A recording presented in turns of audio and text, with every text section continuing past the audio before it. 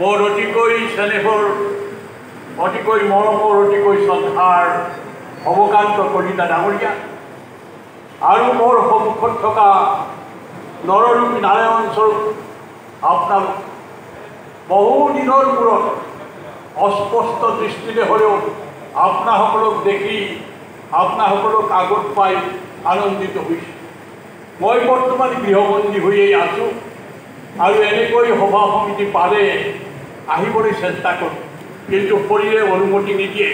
সেইকাৰণে প্ৰায়েই মই সভা সমিতি আজিকালি যোগ দিবলৈ বাদ দিছোঁ। বন্ধুসকল, আজি এটা বৰ শুভৰ দিন, বৰ শুভ দিন। আজি এখন অভিনন্দন গ্ৰন্থ উন্মোচন হ'ব ইয়াতে। আৰু কাৰ অভিনন্দন গ্ৰন্থ? এজন লোক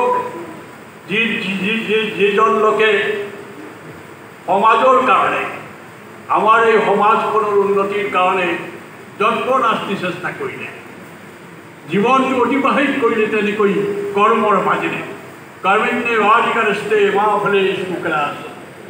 কৰ্মতে ৰত হৈ তেখেতে জীৱন অতিবাহিত কৰিলে। সেইজন হ'ল ভৱকান্ত কলিতা ডাঙৰীয়া।